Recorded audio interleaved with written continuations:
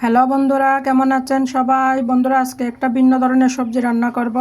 এটা আপনাদেরকে দেখাচ্ছি। আমি এখানে ঝিঙ্গা কেটে নিলাম, এদিকে লাউ কেটে নিলাম, এদিকে কাঁকরোল কেটে নিলাম, এদিকে বরবটি, এদিকে কাঁচকলা কেটে নিলাম, আর এখানে আলু কেটে নিলাম, কচু কেটে নিলাম। এগুলো রান্না করব বন্ধুরা। এই এই বাটাটা দিয়ে, এটা হচ্ছে মিষ্টি কুমড়া বিচি বাটা। মিষ্টি কুমড়ার বিচিগুলো আমি উপরের সাদা অংশটা ফেলে দিয়ে বাকিটা এইভাবে বেটে নিলাম শুকনো করে। এটা দিয়ে রান্না করব। দেখুন তাহলে কিভাবে রান্না করি। বন্ধুরা, আমি কড়াইতে তেল দিয়ে দিলাম, তার মধ্যে আমি ধুয়ে রাখা সবগুলো সবজি একসাথে দিয়ে দিব।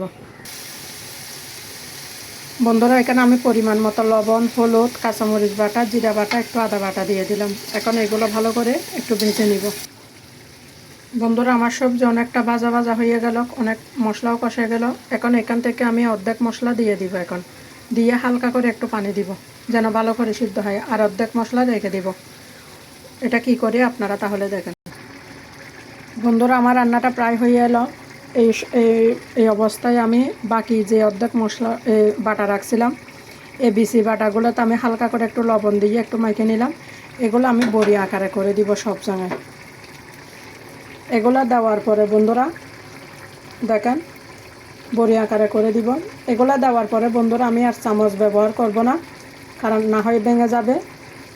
এই ছোটো ছোটো বড়িগুলা দিয়ে ভাত খেতেও ভালো লাগে।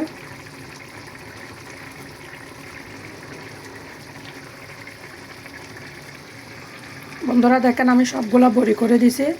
এখন আমি এগুলা একটু ঢাকনা দিয়ে রাখবো, একটু নেড়ে দিচ্ছি, যেহেতু চামচ ব্যবহার করা যাবে না। বন্ধুরা, আমার ভিডিওটা ভালো লাগলে একটা লাইক করে দিবেন, একটা কমেন্ট করে জানাবেন। নমস্কার।